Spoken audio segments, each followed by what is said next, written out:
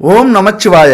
தனம் தரும், கல்வி தரும், ஒரு நாளும் தளர்வு அறியா மனம் தரும், தெய்வ வடிவம் தரும், நெஞ்சில் வஞ்சமெல்லா இனம் தரும், நல்லன எல்லாம் தரும், அன்பர் என்பவருக்கே கணம் தரும், பூங்குழலால் அபிராமி கடைக்கண்களே. என் அன்பு துலாம் ராசி நண்பர்களுக்கும் தோழிகளுக்கும் பிள்ளைகளுக்கும் பெரியோர்களுக்கும் வணக்கம். இந்த வீடியோ பொறுத்த வரைக்கும் எல்லா வீடியோவிலும் சொல்லியிருப்போம் முக்கியமான வீடியோ அப்படின்னு. உண்மையாகவே இந்த வீடியோ மிக மிக முக்கியமான ஒரு வீடியோ. 100% உங்களை ஜெயிக்க வைக்கக்கூடிய ஒரு வீடியோ. நம்ம வாழ்க்கையில் ஜெயிச்சிட்டோம் அப்படின்னா எல்லாமே கிடைச்சிடும். செல்வம், புகழ், கீர்த்தி, குழந்தைகள், குழந்தையோடைய வாழ்க்கை, 7 தலைமுறைக்குமான செல்வங்கள், இப்படி வாழ்க்கையில் ஜெயிச்சிட்டோம் அப்படின்னா எல்லாமே கிடைச்சிடும். தோத்துட்டோம் அப்படின்னா நமக்கு எதுவுமே கிடைக்காது. ஏண்டாப்பா பிறந்தோம் அப்படிங்கிற சூழ்நிலையை கொடுக்கும். அப்போ நம்ம வாழ்க்கையில் ஜெயிக்கணும் அப்படின்னா இந்த கிரக அமைப்புகள் என்ன பலன் கொடுக்குது, நம்ம எந்த கோவிலுக்கு போகணும், பரிகாரம் என்ன அப்படிங்கிறத பற்றிலாம் இந்த வீடியோவில் நம்ம தெளிவாக சொல்லியிருக்கோம். கண்டிப்பாக கடைசி வரைக்கும் ஸ்கிப் பண்ணாமல் பாருங்கள். உங்கள் வாழ்க்கையை இது ஜெயிக்க வைக்கும். அதுக்கு முன்னாடி உங்க கூட இந்த விஷயத்தை நான் பகிர்ந்துக்கிறேன். இது ஒரு விளம்பரம் தான். இங்க நம்ம வாழ்க்கையில எவ்வளவோ பொருட்கள் கடையில வாங்குறோம். அது கலப்படம் இல்லாம தரத்தோட நியாயமான விலையில இருக்கா அப்படின்னா அது சந்தேகம் தான். ஆனா இந்த நம்பருக்கு கான்டெக்ட் பண்ணுங்க. 9043688626. Good baby. பல விதமான பூஜை பொருட்கள் இருக்கு. பஞ்சகாவிய விளக்கு, பஞ்சகாவிய சாம்பிராணி, அகர்பத்தி, அதுபோல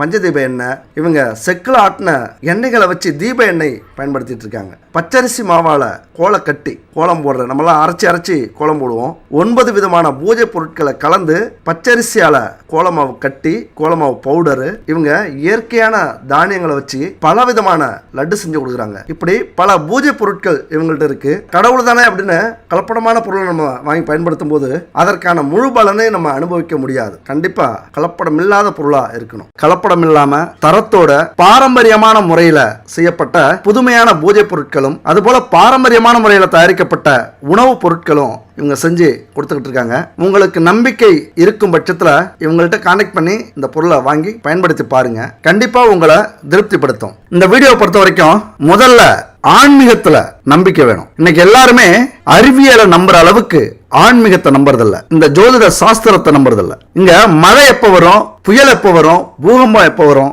அப்படின்னு முன்னரே கணிச்சு சொல்லும் அறிவியல். ஆனா ஒரு மனுஷன் எப்ப பிறப்பான், எப்படி பிறப்பான், எப்படி வளர்வான், அவனுடைய உறவுகள் எப்படி இருக்கும், உறவுகள் யாராரு, குழந்தைகள் எப்ப பிறக்கும், அந்த குழந்தைகளுடைய வாழ்க்கை எப்படி இருக்கும், அவனுடைய வளர்ச்சி, வீழ்ச்சி, இதை எல்லாத்தையும் சொல்லக்கூடிய ஞானம் ஜோதிட சாஸ்திரத்துக்கு மட்டும்தான் இருக்கு, அறிவியலுக்கு உண்டா. அதே நேரத்தில் இந்த ஜோதிடத்தால புயல் எப்ப வரும், பூகம்பம் எப்ப வரும், பேரழிவு இந்த பூமியில எப்ப நடக்கும், அதை சொல்லக்கூடிய வலிமையும் உண்டு. இங்க என்ன தெரியுமா, ஜோதிடர்கள் கணிப்பு தப்பா இருக்கலாம், அனுபவத்தை பொறுத்து நம்பகத்தன்மை இல்லாம இருக்கலாம். சில விஷயத்துல பலிக்கும், சில விஷயத்துல பலிக்காது, பொய்த்து போகலாம். ஆனா ஜோதிட சாஸ்திரத்தை முறையா கற்று முறையா கணிச்சோம் அப்படின்னா ஒரு துளி கூட பொய்க்காது. மனுஷங்களுடைய வருங்காலத்தை உள்ளங்கை நெல்லிக்கனி போல தள்ள தெளிவா எடுத்துரைக்கிற ஒரே சக்தி இந்த ஜோதிட சாஸ்திரத்துக்கு உண்டு. ஏன்னா ஒரு மனுஷன் மேல ஆட்சி செலுத்தக்கூடிய கிரகங்கள், ராசிகள், நட்சத்திரங்கள் அந்த மனுஷனை எப்படி நடத்தணும், எப்படி உருவாக்கணும், எப்படி கர்மாவை அனுபவிக்கணும், இது எல்லாமே இந்த கிரகங்களுடைய ஆதிக்கத்தில் இருக்கு. அதை நம்முடைய முன்னோர்கள், மகான்கள், சித்தர்கள், ஞானிகள் இவங்கெல்லாம் எழுதி வச்சிருக்காங்க. இது எவ்வளவு பெரிய அதிசயம். 1 வருஷம் 2 வருஷமா 5000 வருஷத்துக்கு முன்னாடியே எழுதி வைக்கப்பட்ட ஜோதிட சாஸ்திரம். இன்னைக்கு அதை தான் பார்த்து அறிவியலும் நிரூபிச்சுக்கிட்டு இருக்காங்க. எத்தனை வருஷமா? 100 150 வருஷமா. அன்னைக்கு நம்முடைய மனக்கண், ஞானக்கண் மூலியமா மனிதர்கள், நம்முடைய மகான்கள் கண்டுபிடிச்ச ஒரு 10% கூட இருக்காது. அவ்வளவுதான் அறிவியல் இப்ப கண்டுபிடிச்சிருக்காங்க. ஆனா அன்னைக்கு எவ்வளவு விஷயத்தை அந்த ஜோதிட சாஸ்திரத்தில் அடக்கி வச்சிருக்காங்க. அதனால இந்த உலகம் இன்னைக்கு இதனுடைய அருமை பெருமையை உணராமல், இது போன்ற ஞான சாஸ்திரங்கள் தரும் அறிவுரைக்கு செவி கொடுக்காமல் பல இன்னல்களுக்கு ஆளாகி, துன்பங்களுக்கு ஆளாகி வருது. மனுஷன் ஒவ்வொருத்தரும் நான் பெரிய ஆளு, நீ பெரிய ஆளு, ஆன்மீகம், ஜோதிடம்லாம் மூட நம்பிக்கை அடிச்சு சொல்றாங்க. தற்குறிகளா இருக்காங்க. பாவம். ஆன்மீக சிந்தனையாளர்கள் ஏத்துக்கிறாங்க அறிவியல் உண்மைதான். ஆனா எதை கண்டுபிடிக்கிறீங்க? ஆன்மீகம், ஜோதிடம் சொன்ன இந்த விஷயங்களை நிரூபிச்சுக்கிட்டு இருக்கீங்க. அவ்வளவுதான். ஆன்மீகத்தை பொறுத்த வரைக்கும் அறிவியலும் வேண்டும். ஆனா அறிவியலை பொறுத்த வரைக்கும் ஆன்மீகம் வேண்டாம். ஆன்மீகம் மூட நம்பிக்கை இப்படிலாம் பேசுறது காரணம் என்ன தெரியுமா?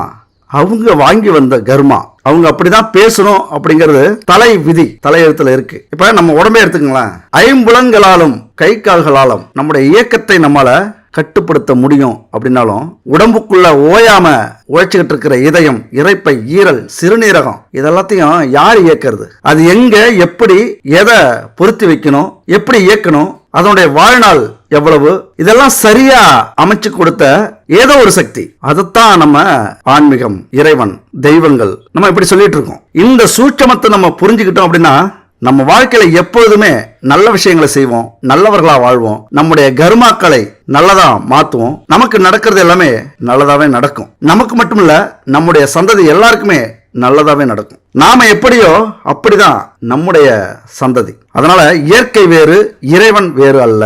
அறிவியல் வேறு, ஆன்மீகம் வேறு அல்ல. இயற்கையையும் அறிவியலையும் நம்ம கிட்ட திணிக்கிறது கிரகங்கள் தான், ராசி நட்சத்திரங்கள் தான். 9 கிரகத்துடைய ஒவ்வொரு விதமான கதிர்வீச்சு இணைஞ்சு நமக்குள்ளார பெரிய மாற்றத்தை ஏற்படுத்துது. நம்முடைய வாழ்க்கைய அது நிர்ணயிக்குது, அது இயக்குது. எப்படி இயக்குது? இங்கதான் கர்மா வேலை செய்யுது. பூர்வ ஜென்ம செயல்களுக்கு ஏற்றது மாதிரி நல்லதையோ கெட்டதையோ பலனையோ பாதிப்பையோ ஏற்படுத்துது. அப்படிதான் நம்மளும் வாழ்ந்துகிட்டு இருக்கோம். அதனால பாதிப்பு உண்டாகும் போது மனசு சோர்வடையாம வலிமையா இருக்கிறதுக்கும், நாம பெரியவங்க சிறியவங்க அப்படிங்கிற மனப்பான்மை இல்லாம இருக்கிறதுக்கும், நம்முடைய வாழ்க்கைய எந்த அளவுக்கு மேம்படுத்திக்கலாம் அப்படிங்கிறதுக்கும் எது உதவுது? இந்த ஆன்மீகமும் இறை வழிபாடும் ரொம்ப ரொம்ப உதவியா இருக்கும். எங்க புரிஞ்சுக்கணும் அப்படின்னா, கர்மா உண்மை, ஜோதிடம் உண்மை, ஆன்மீக சிந்தனை உண்மை, இறை வழிபாடு உண்மை. இதெல்லாம் நம்பிக்கை வைக்கும் போதுதான் நம்முடைய வாழ்க்கையும் மாறும். நம்பிக்கை இல்லாதவங்களுடைய வாழ்க்கையை பாருங்க, என்ன வேணாலும் செய்வாங்க, உலகத்துல எப்படி வேணாலும் வாழலாம் அப்படின்னு வாழ்ந்துட்டு இருப்பாங்க. நம்பிக்கை இருக்கிறவங்க கண்டிப்பா நேர்மையா உண்மையா உழைச்சி அந்த செல்வத்தால வாழக்கூடியவங்க தான் ஆன்மீக சிந்தனைவாதிகள். அதனால ராசிக்கு ஒரு நாயகன் இருக்காங்க, நட்சத்திரத்துக்கு ஒரு நாயகன் இருக்காங்க. அவங்களெல்லாம் ஒன்னு சேர்த்து செயல்பட வைக்கக்கூடிய, மனிதர்களுக்கு நல்ல பலனை கொடுக்கக்கூடிய வல்லமை கோவில்களுக்கு மட்டுமே உண்டு. ஞானிகளுடைய சித்தர்களுடைய ஜீவசமாதியும் அவங்க வாங்கின வரங்களும் அதனுடைய சக்தியும் கதிர்வீச்சியும் அந்த கோவிலே இருக்கும். அங்க நம்ம போகும்போது அதெல்லாம் நமக்கு கிடைக்கும் அப்படிங்கிறது தான் கோவில்கள். அந்த வகையில ஒவ்வொரு ராசி நண்பர்களும் தோழிகளும் என்ன குணத்தோட பிறப்பாங்க, என்ன குணத்தோட இருப்பாங்க, ஒவ்வொரு ராசிக்கும் ஒவ்வொரு விதமான இறை வழிபாடு உண்டு, ஒவ்வொரு விதமான அதிபதிகள் அதாவது தெய்வங்கள் உண்டு. எல்லாரையும் நம்ம போய் கும்பிட்டு இருக்க முடியாது. எல்லாரையும் கும்பிட்டாலும் அதற்கான பலன் கிடைக்கிறத விட நம்ம ராசிக்கான, நம்ம லக்னத்துக்கான, நம்ம நட்சத்திரத்துக்கான தெய்வங்களை கும்பிடும்போது, கோவில்களுக்கு போகும்போது அதனுடைய எனர்ஜி நமக்கு கண்டிப்பா கிடைக்கும். அதனுடைய கதிர்வீச்சு தாக்கம் நமக்கு கண்டிப்பா கிடைக்கும். அது நமக்கு வாழ்க்கையில முன்னேறதுக்கு ரொம்பவே உதவியா இருக்கும். அதனால ராசிகளுடைய ஆதிக்கம் எப்படி இருக்குமோ அது மாதிரி நட்சத்திரங்களுடைய ஆதிக்கத்தையும் நம்ம தெரிஞ்சுக்கணும். அது மாதிரி லக்னங்களுடைய ஆதிக்கத்தையும் நம்ம தெரிஞ்சுக்கணும். அப்ப தெரிஞ்சுக்கும் போது துல்லியமா நம்முடைய வாழ்க்கை எந்த காலகட்டத்தில் என்ன நடக்கும் வாழ்க்கைக்கு நல்லாவே தெரிஞ்சுக்கலாம். அந்த வகையில கோவிலை எப்படி முன்னோர்கள் நமக்கு கொடுத்தாங்களோ அது மாதிரி நட்சத்திரத்தின்படி என்ன கோவிலுக்கு நம்ம போகணும், எந்த தெய்வத்தை வணங்கணும், எந்த தெய்வத்துக்கு நம்ம விரதம் இருக்கணும், எந்த தெய்வத்தை நம்ம மந்திரம் சொல்லி பூஜிக்கணும், இதெல்லாமே நம்முடைய முன்னோர்கள் நமக்கு வரமா கொடுத்திருக்காங்க. இப்ப நீங்க கேட்கலாம், ஏன் நம்ம கோவிலுக்கு போகணும் அப்படின்னு. அதுவும் ராசிக்குரிய கோவிலுக்கு தான் போகணுமா? எல்லாமே கோவில் இல்லையா? எல்லாத்துலயும் சாமி இருக்குல்ல, தெய்வங்கள் இருக்குல்ல அப்படிங்களாம். அது மட்டும் இல்ல, இப்ப கோவில் அப்படின்னு ஒரே சிலையை வச்சு நம்முடைய முன்னோர்கள் அல்லது அரசர்கள் ஞானிகள் எல்லாமே ஒரு சிலையை வச்சு எல்லா இடத்துலயும் கும்பிட்டுருக்கலாம். ஆனா இங்க அறிவை பயன்படுத்தி மெய்ஞானத்தை அருமையா யூஸ் பண்ணியிருக்காங்க. எந்த கதிர்வீச்சு எங்க அதிகமா கிடைக்குது, எந்த கிரகத்தோட கதிர்வீச்சு எங்க அதிகமா கிடைக்குது அப்படிங்கறதெல்லாம் கவனிச்சு சூரியனார் கோயில், குரு பகவான் கோவில், புதன் கோவில், செவ்வாய்க்குரிய முருகன் கோவில், அப்புறம் பஞ்சபூதங்களுக்கு ஏற்றது மாதிரி நீர் கோவில், நெருப்பு கோவில், திருவண்ணாமலை, இப்படி பிரிச்சு பிரிச்சு அங்கெங்கேயும் கோவில்களை உருவாக்கியிருக்காங்க. இதுக்கு காரணம் என்ன? ஒவ்வொரு கிரகத்துக்கும், ஒவ்வொரு ராசிக்கும், ஒவ்வொரு நட்சத்திரத்துக்கும் நடக்கக்கூடிய பிரச்சனைகள் என்ன, இதை பொறுத்து தான் அந்தந்த கோவிலுக்கு அந்தந்த பரிகாரத்தை நோக்கி அந்தந்த தெய்வத்தை நோக்கி நம்ம போகணும் அப்படிங்கிற ஒரு சூட்சமம் இதுல இருக்கு. அது மட்டும் இல்ல, நம்ம ராசிக்கான அதிபதி யாரு, நம்ம நட்சத்திரத்துக்கான அதிபதி யாரு, நம்ம லக்னத்துக்கான அதிபதி யாரு, இதை வச்சுக்கிட்டு நம்ம ஷார்ப்பா நமக்கு தேவையான கோவிலுக்கு தெய்வத்தை கும்பிடும் போது, அந்த மந்திரத்தை உச்சரிக்கும் போது இன்னும் பலன்கள் பல மடங்கு அதிகரிக்கும். இன்னைக்கு பெரிய பெரிய கோடீஸ்வரர்கள், வாழ்க்கையில ஜெயிச்சவங்க, ஆன்மீகத்தோட வழியா மட்டும் இல்லாம தன்னுடைய ஜாதகத்துல ஜோதிடத்துல என்ன சொல்லியிருக்காங்க, எந்த கோவிலுக்கு எந்த தெய்வத்தை எந்த அதிபதியை எப்படி பரிகாரம் செய்யணும், இதை தெளிவா புரிஞ்சுக்கிட்டு தெரிஞ்சுக்கிட்டு போனதாலதான் இன்னைக்கு வாழ்க்கையில ஜெயிச்சிருக்காங்க. இந்த ரகசியத்தை எல்லாருமே சொல்றது இல்லைங்க, இந்த சூட்சமத்தை எல்லாருமே புரிஞ்சுக்கிறது இல்லை. அதை தெளிவா இந்த வீடியோல நம்ம சொல்லியிருக்கோம். கண்டிப்பா உங்க வாழ்க்கையில ஜெயிக்கிறதுக்கு, உங்க தொழில வெற்றி பெறறதுக்கு, உங்க வேலையில பதவி உயர்வை அடையறதுக்கு, உங்க குடும்பத்துல செல்வங்களை சேர்க்கறதுக்கு, வாழ்க்கையில நிம்மதியவும் அமைதியவும் அடையறதுக்கு. அதாவது உங்கள் நட்சத்திரத்துக்கான, ராசிக்கான, லக்னத்துக்கான கோவிலுக்கு போங்க, தெய்வத்தை கும்பிடுங்க, உங்களது வாழ்க்கை சிறப்பாக இருக்கும். ஆனா இப்ப வீடு கட்டணும் அப்படின்னா நல்ல டாக்டரையா போய் பார்க்கறோம், இன்ஜினியர் தானே பார்க்கறோம். உடம்பு சரியில்லைன்னா கலெக்டரையா போய் பார்க்கறோம், டாக்டர் தானே பார்க்கறோம். ஏதாவது பிரச்சனை, நில பிரச்சனை, ஊர் பிரச்சனை அப்படின்னா டாக்டரையா போய் பார்க்கறோம், கலெக்டர் தானே பார்க்கறோம். அப்ப எங்க போனா எங்க தீர்வு கிடைக்கும், அதுதானே வாழ்க்கை. அப்ப அது மாதிரி எந்த கோவிலுக்கு வேணாலும் போலாம் அப்படிங்கறத விட நம்முடைய ராசிக்கான, லக்னத்துக்கான, நட்சத்திரத்துக்கான கோவிலுக்கு போகும்போது முழுமையான பலனை பிசுறாம சிதறவிடாம நம்ம அப்படியே அடையலாம். அதனாலதான் எந்த ராசிக்கு, எந்த நட்சத்திரத்துக்கு, எந்த கோவில் அப்படின்னு பிரிச்சு வச்சிருக்காங்க. எவ்வளவு பெரிய ஞானம் அது. அதை நம்ம முறையா பயன்படுத்தணும் அப்படின்னா நம்ம வாழ்க்கையிலையும் மிகப்பெரிய ஏற்றத்தை நம்மளால அடைய முடியும். அதனால உங்கள் ராசிக்கான, உங்கள் நட்சத்திரத்துக்கான, உங்கள் லக்னத்துக்கான கோவில் எது, தெய்வங்கள் எது அப்படிங்கறத பத்தி தான் இந்த வீடியோல நம்ம முழுசா பார்க்க போறோம். அதனாலதான் சொல்றேன், ஸ்கிப் பண்ணாம கடைசி வரைக்கும் முழுசா பார்த்து தெரிஞ்சுங்க என் நண்பர்களே, தோழிகளே. இப்ப துலாம் ராசியில சனி உச்சனாக இருக்கிறார், சூரியன் நீச்சம் பெற்று இருக்கிறார். அப்ப சனி உச்சனாக இருக்கிறார் அப்படின்னா சனி யாரு? கர்மக்காரகன். நீங்க செய்யற ஒவ்வொரு செயலுமே உங்களுக்கு நல்லதையும் கெட்டதையும் மாறி கொடுக்கும். அதாவது உங்களுடைய செயல்பாடுகளுக்கு ஏற்றது மாதிரியான பலன் உங்க வாழ்க்கையில கிடைக்கும். ஒரே வரியில சொல்லணும் அப்படின்னா சனி பகவானை பொறுத்த வரைக்கும் நீங்க நீதியோடும் நேர்மையோடும் 4 பேருக்கு நல்லது செஞ்சீங்க அப்படின்னா உங்க வாழ்க்கையில சனி பகவான் உங்களை ஜெயிக்க வைப்பார். அடுத்தது சூரியன் நீச்சம் பெற்றிருக்கிறார். துலாம் ராசியை பொறுத்த வரைக்கும் அந்த தலைமை பதவி, அந்த தைரியம், அந்த ஒரு வேகம், விவேகம் இதெல்லாம் கிடைக்கணும், இதெல்லாம் இருக்கணும் அப்படின்னா கண்டிப்பா போராட வேண்டிய சூழ்நிலை. நீச்சம் அப்படின்னாலே தைரியம் இருக்காது, அது சம்பந்தப்பட்ட நோய்கள் நமக்கு வரும். அப்ப இது மாதிரியான விஷயங்கள்லாம் நம்ம சரிப்படுத்தணும் அப்படின்னா சூரிய பகவானுடைய பரிகாரம், வேண்டுதல் அப்படிங்கிறது ரொம்ப முக்கியம். காலையில நீங்கள் எப்பொழுதுமே சூரியனை பார்த்து வணங்குறது மிக நல்லதை கொடுக்கும். ஏன்னா உங்கள் ராசியில் நீச்சம் பெற்றிருக்கிறார், அது சம்மந்தப்பட்ட பிரச்சனைகள் உங்களுக்கு கொடுக்கும். அடுத்தது உங்கள் ராசிக்கான எதிரான அதிபதிகள் எதுன்னு பார்த்தீங்கன்னா சந்திரன், செவ்வாய், குரு. இந்த 3 பேருமே எதிரிகளான அதிபதிகள். அதனால இவர்களுடைய அருளும் உங்களுக்கு தேவை. ஆக மொத்தம் எப்படி பார்த்தாலும் சிவன் கோவிலுக்கு அடிக்கடி போகிறது துலாம் ராசி நண்பர்களை பொறுத்த வரைக்கும் ரொம்ப நல்லது. குறிப்பாக சந்திரன், செவ்வாய், குரு இவங்கெல்லாம் உங்களுக்கு நல்லது செய்ய மாட்டாங்க. அப்போ அவர்களுடைய அருள் கிடைக்கணும் அப்படின்னா அவர்களுக்கான பரிகாரங்கள், வேண்டுதல்கள் ரொம்ப முக்கியம். அடுத்து பார்த்தோம்னா சனியும் புதனும் உங்கள் ஜாதகத்தில் வலுவாக இருந்தால் எந்த ஒரு விஷயத்தையுமே நீதி நேர்மையோட செய்வீங்க. நேர்மைக்கு புறம்பாக உங்களது அறிவை பயன்படுத்த மாட்டீங்க. இந்த கெட்ட எண்ணங்களே உங்களுக்கு வராது. அப்போ கெட்ட செயல்பாடுகள் இருக்காது. உங்கள் வாழ்க்கையில் இந்த நல்ல பலன்கள் ஈஸியாக கிடைக்கும். இது கூட உங்களை ஜெயிக்க வைக்கிறதுக்கான முக்கிய காரணமாக இருக்கலாம். அதுபோல் துலாம் லக்னத்தில் அல்லது ராசியில் பிறந்தவங்க எப்பொழுதுமே நீதியை மதிக்கக்கூடியவர்கள். அதிகமாக சொல்லுவீங்க, எப்பொழுதுமே நேர்மையாக இருக்கணும், சத்தியத்தோடு வாழணும், சட்டத்துக்கு புறம்பாலாம் எதுவும் செய்யக்கூடாது, எல்லாமே பாவம் அப்படிங்கிற ஒரு விஷயத்தை நீங்கள் அடிக்கடி பேசுவீங்க. ஏன்னா சனி பகவான் இங்கே கர்மக்காரகர், இங்கே உச்சம் பெற்று இருக்கிறார். சனி உழைப்பினுடைய சின்னம். உழைப்பின் பெருமையை நீங்கள் இந்த உலகுக்கே எடுத்து சொல்லுவீங்க. உழைப்பால்தான் முன்னேற முடியும் அப்படிங்கிறதுக்கு நீங்கள் ஒரு எடுத்துக்காட்டாக இருப்பீங்க. அதுபோல் புதன் விவேகத்தை கொடுக்கக்கூடியவர். நல்லது எது, கெட்டது எது, அதற்கான மதிநுட்பத்தை கொடுக்கக்கூடியவர். அதனால சனியும் புதனும் வலுவாக இருக்கும்போது உழைப்போடும் விவேகத்தோடும் இணைந்த தொழில், வியாபாரம், வேலை இதெல்லாம் துலாம் ராசி நண்பர்களுக்கும் தோழிகளுக்கும் ஒரு நல்ல வாழ்க்கையை, ஒரு நல்ல வெற்றியை கொடுக்கும். அடுத்து பார்த்தோம்னா அவங்களுடைய அதிபதி சுக்கிரனுக்கு இருக்கிற தகுதிகள் என்னன்னு பார்த்தீங்கன்னா அழகு, ஆடம்பரமான வாழ்க்கை வாழணும், குடும்ப வாழ்க்கை சிறப்பாக அமையணும், இல்லற வாழ்க்கையில் சிறப்பாக இருக்கணும், தாம்பத்திய வாழ்க்கை நல்லா இருக்கணும், இதெல்லாம் நீங்கள் ஆசைப்படுவீங்க. சொத்து, சுகம் இதுக்கெல்லாம் ஆசைப்படுபவராக துலாம் ராசி நண்பர்களும் தோழிகளும் இருப்பீங்க. அதே நேரத்தில் அது கிடைக்கணும் அப்படிங்கிறதுக்காக கடின உழைப்பு, என்ன வேணாலும் செய்யக்கூடிய ஒரு அமைப்பு. உழைச்சா கிடைக்கும் அப்படிங்கிறது உங்களுக்கு தெரியும் எதுவுமே. அதனால் உழைப்புக்கு முக்கியத்துவம் கொடுக்கக்கூடிய ராசி இது. சுயமரியாதை, செல்வாக்கு இதெல்லாம் தனி கவனம் செலுத்துவீங்க.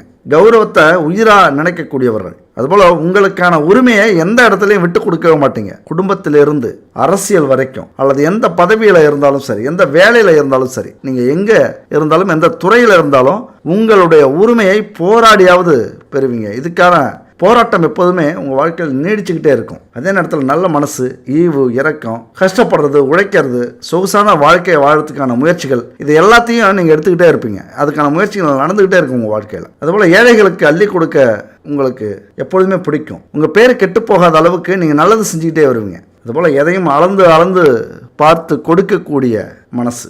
நட்புன்னா உங்களுக்கு உசுறு. அப்போ இது மாதிரியான நல்ல குணங்களை கொண்ட துலாம் ராசி நண்பர்களுக்கு ஆடம்பரத்தில் அளவு கடந்த ஈடுபாடு, ரொம்ப விருப்பம். எப்படியாவது ஒரு நாளாவது வாழ்ந்து பார்த்துடணும் அப்படிங்கிற ஒரு எண்ணம் கொழுந்து விட்டு எரியும். அந்த எண்ணம் வாழ்க்கையில் கண்டிப்பாக ஒரு நாள் சொகுசான வாழ்க்கை வாழணும், ஆடம்பரமான வாழ்க்கை வாழணும், இதெல்லாம் இருந்துக்கிட்டே இருக்கும். ஆள் பாதி ஆடை பாதி. அந்த மாதிரி நல்ல சூப்பரான ட்ரெஸ் எல்லாம் உடுத்துறதுக்கு நினைப்பீங்க. எதுலேயுமே தன்னை உயர்ந்தவளாக காட்டக்கூடிய குணங்கள் உண்டு. அதே நேரத்தில் சனியும் புதனும் வலுவிழந்துருச்சு உங்கள் ஜாதகத்தில் அப்படின்னா, செவ்வாயும் குருவும் தகாத இடத்துல இருந்துட்டாங்க அப்படின்னா, பெருமை புகழ் செல்வம் இதெல்லாம் கிடைக்க போகுது அப்படின்னு நீங்கள் நினைக்கக்கூடிய நேரத்தில் அது எல்லாமே உங்கள்கிட்ட இருந்து பறிப்போகும். சூழ்ச்சியாலும் வஞ்சகத்தாலும் உங்கள்கிட்ட இருந்து பறிக்கப்படும். அப்போ ஒரு மன உளைச்சல் உங்களுக்கு இருக்கும் பாரு, அப்போ சோர்ந்து போவீங்க. பெரிய இடியாக நீங்கள் நினைப்பீங்க. வாழ்க்கையில் எல்லாமே போயிடுச்சு அப்படின்னு நினைக்கக்கூடியவர்கள் என் அன்பு துலாம் ராசி நண்பர்களும் தோழிகளும். மலை உச்சியில் ஏறின ஒருத்தன் திடீர்னு சறுக்கிட்டு அடிவாரத்தில் வந்து விழுந்தா இப்படி இருக்கும். மீண்டும் எழ முடியாமல் தவிப்பான், எல்லாம் போச்சே அப்படின்னு நினைப்பான். அந்த மாதிரி தான் உங்கள் வாழ்க்கையில் இது மாதிரியான சம்பவங்கள்லாம் நடக்கும். அதாவது சனியும் புதனும் வலுவாக இல்லை அப்படின்னா நீங்கள் நினைப்பீங்க, இதுக்கெல்லாமா சனி புதன் கிரகத்தை பார்க்கணும், இதெல்லாமா அவங்க காரணம், நம்ம தானே காரணம் அப்படின்னு நினைக்கலாம். நம்முடைய ஒவ்வொரு அசைவுகளும் ஒவ்வொருடைய எண்ணங்களும் ஒவ்வொரு நிமிஷமுமே இந்த கிரகத்தால் ஆட்டுவிக்கப்பட்டுக்கிட்டு இருக்கு. நம்ம தான் நினைக்கலாம் நம்ம தான் காரணம் அப்படின்னு. சுத்தமாக இல்லை, 100%. ஆனால் அந்த கிரக அமைப்பை நம்முடைய மதியால் மாற்றக்கூடிய அமைப்பும் ஜோதிடத்தில் இருக்குது. அதனால தான் நம்ம மதியாலையும் அதை வெல்றோம். ஒரு ஆப்ஷன் ரெண்டுமே கொடுத்துருக்காங்க ஜோதிடத்தில். அந்த ரெண்டுமே இருக்குது, இயற்கை நமக்கு அப்படி கொடுத்துருக்கு. அதனால் துலாம் ராசியை பொறுத்த வரைக்கும் இந்த சனியும் புதனும் வலுவாக இருந்ததுன்னா பொது சேவை, கலையில் ஆர்வம், அரசியல், புது புது கண்டுபிடிப்புகள் இப்படி உங்களை வாழ்க்கையில் ஜெயிக்க வச்சிடும். மிகப்பெரிய வெற்றிலாம் உங்களுக்கு கிடைக்கும். ஏன்னா உங்களை பொறுத்த வரைக்கும் சனி உங்கள் ராசியில் உச்சம் அடைகிறதுனால உங்களுக்கு யோகம் தரக்கூடிய ராசி சனி பகவான் தான். அப்போ உச்சனாக இருக்கக்கூடிய சனியின் பார்வை பட்ட இடமெல்லாம் நினச்ச இடத்துல நினச்ச காரியம் நடக்கும், நினச்சதை சாதிப்பீங்க, நினச்ச விஷயத்தில் ஜெயிப்பீங்க. பொருளில், அனுபவத்தில், உலக ஞானத்தில் நீங்கள் ஆசைப்பட்டது எல்லாமே அடைஞ்சு கடைசியில் துறவியாக மாறக்கூடிய வாய்ப்பு கூட உண்டு உங்களுக்கு. அப்போ மனசில் ஒரு தெளிவு, ஒரு போராட்டம், ஒரு தன்னம்பிக்கை இதெல்லாமே உங்களுக்கு இருக்குது. அதே நேரத்தில் அது எல்லாமே துறக்கிறதுக்கான தைரியமும் உங்கள்கிட்ட இருக்குது. என்ன சொல்ல வரேன்னு புரிஞ்சுக்கிறீங்களா? அதாவது உலக சந்தோஷத்தையும் அனுபவிப்பீங்க, ஆனால் அந்த உலக சந்தோஷம் வேண்டாம் அப்படின்னு சுத்தமாக துறவரம் போவீங்க. எல்லாத்தையும் வெறுக்கக்கூடிய காலகட்டமும் வரும். அது ரெண்டுமே நடக்கக்கூடிய ராசி எதுனா துலாம் ராசி தான். முன்னாடி சொன்ன சனியின் செயல்பாடு உழைப்பை கொடுக்கக்கூடியது, உழைப்பால் உயர வைக்கக்கூடியது, உழைப்பால் எல்லா செல்வத்தையும் அடைய வைக்கக்கூடியது, அதிர்ஷ்டம், வெகுமதி. இந்த விஷயத்தெல்லாம் உங்களுக்கு நம்பிக்கையும் இல்லை, நாட்டமும் இருக்காது. கஷ்டப்படணும், நேர்மையாக இருக்கணும், கடவுள் துணை இருக்கான், கண்டிப்பாக நான் நல்லா இருப்பேன் அப்படிங்கிற எண்ணம் துலாம் ராசி நண்பர்களுக்கும் தோழிகளுக்கும் உண்டு. எப்படியாவது முன்னேறணும் அப்படின்னா கஷ்டப்படணும், எப்படி வேணாலும் கஷ்டப்படலாம், ஆனால் நேர்மையாக கஷ்டப்படுவோம் அப்படிங்கிற ஒரு கொள்கை துலாம் ராசி நண்பர்களுக்கு உண்டு. இதுவே உங்கள் வாழ்க்கையில் உங்களை மிகப்பெரிய இடத்துக்கு கொண்டு போய் சேர்க்கும். அந்த புகழும் செல்வமும் கடைசி வரைக்கும் நிலைக்கும். எதனால் சொல்கிறோம் அப்படின்னா, சனி பகவான் நீதிமான். நேர்மையாக உண்மையாக உழைக்கிறீங்க அப்படின்னா அதன் மூலியமா கிடைக்கக்கூடிய செல்வத்தை என்னைக்குமே உங்கள்கிட்ட இருந்து எடுக்கவே மாட்டார். 7 ஜென்மத்துக்கும் நிலைச்சி வைப்பார். உங்களுடைய சந்ததியினருக்கு அப்படியே பகிர்ந்து கொடுப்பார் சனி பகவான். அது மட்டும் இல்லை, சமுதாயத்தில் மிகப்பெரிய அந்தஸ்தை, புகழை கொடுக்கக்கூடியவர்கள். கண்டிப்பாக உங்கள் வாழ்க்கையில் நீங்கள் அப்படி இருந்தீங்க அப்படின்னா ஜெயிக்கலாம். இது மாதிரி உழைச்சா முன்னேற முடியும் அப்படின்னு எல்லாருக்குமே தெரியும். ஆனால் கண்டிப்பாக உழைப்புக்கேற்ற முழு பலன் கிடைக்குமா அப்படின்னா யாருக்குமே தெரியாது. துலாம் ராசியை பொறுத்த வரைக்கும் கண்டிப்பாக நீங்கள் உழைச்சிங்க அப்படின்னா, நேர்மையாக உழைச்சிங்க அப்படின்னா 100% பலனும் உங்களுக்கு பெற்று தருவார் சனி பகவான். அப்போ என்ன பண்ணோம், சனி பகவானுடைய அந்த கோவில்களுக்கு அந்த பரிகாரத்தை நீங்கள் எப்போதுமே செய்யறதுக்கு முயற்சி பண்ணணும். ஒரு மனுஷனுக்கு வாழ்க்கையில் இந்த 3 விஷயம் தான் முக்கியம். இந்த 3 விஷயம் இல்லாத மனுஷன் எல்லாமே சந்தோஷமாக தான் இருக்காங்க. எதிரிகள் இல்லா, கடன் இல்லா, நோய் இல்லா மனிதர்கள் வாழ்க்கையில் சொர்க்கத்தை அனுபவிச்சுட்டு இருக்காங்க. அதில் தான் நமக்கு பிரச்சனை இருக்குது அப்படின்னா இறைவன் தான் ஒரே வழி. உங்கள் வாழ்க்கையில் நீங்கள் நல்லதை அனுபவிக்கணும், நல்லதை செய்யணும், கட்டுப்பாட்டோட வாழணும் அப்படின்னா அதுக்கு ஒரே வழி ஆன்மீகம் தான். நம்முடைய முன்னோர்கள் ஆன்மீகத்தை தான் முதல்ல எடுத்து வைக்கிறாங்க. தவறு செஞ்சாலும் நல்லது செஞ்சாலும் இது மனுஷனுடைய இயல்பு.